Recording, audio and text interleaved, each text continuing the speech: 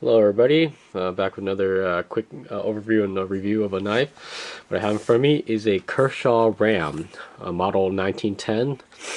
Alright, let's pull this out. I love this knife. Ever since I first saw it, I wanted to get one. I finally did get one, probably several months ago. And great little EDC blade. Been carrying around with me for a little while.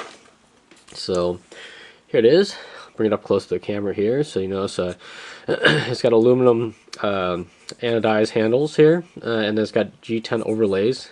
So this part's really grippy. This part's actually pretty smooth here. It's got an adjustable pivot. Although if you ever feel how smooth this thing opens, you'll never need the pivot or need to adjust the pivot. So a very nice pocket clip from Kershaw here. Very strong. In fact, this is what I kind of like about them here.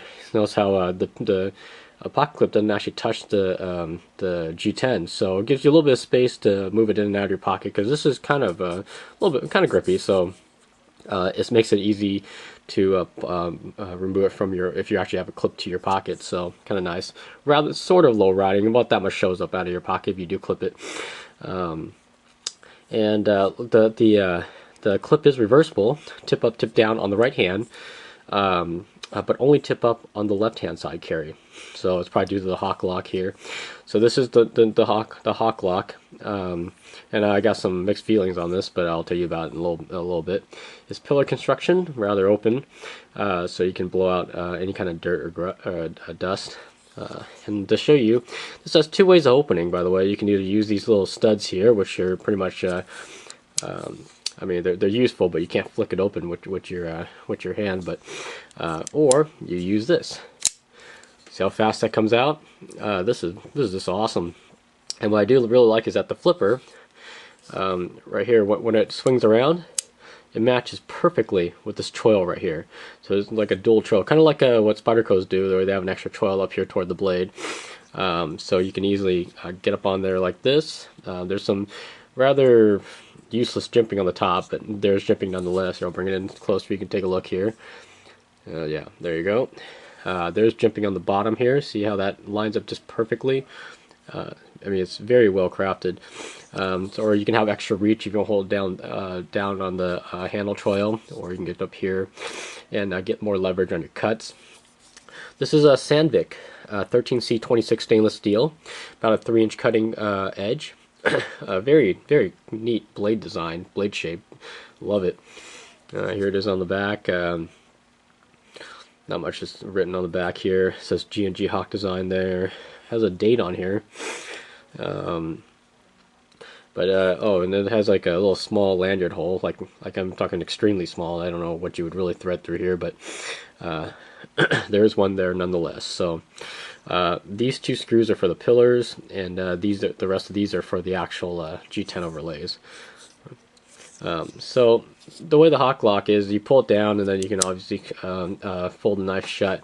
So if you hold the hawk lock down, you can actually just flick the knife open, just like the just like some of the other Axis and arc locks from SOG and Benchmade, and you pull it down to close it. Now, what I don't like about this is that when you first get the knife, you're going to want to hold on to it like this, and you're going to flick and you know, and try and open it. But if you have your finger on the actual lock itself, it doesn't open, because the lock needs to, I'll show you here, the lock needs to move out of the way before, and then see how it needs to clear like that before it opens. So you have to hold it like this.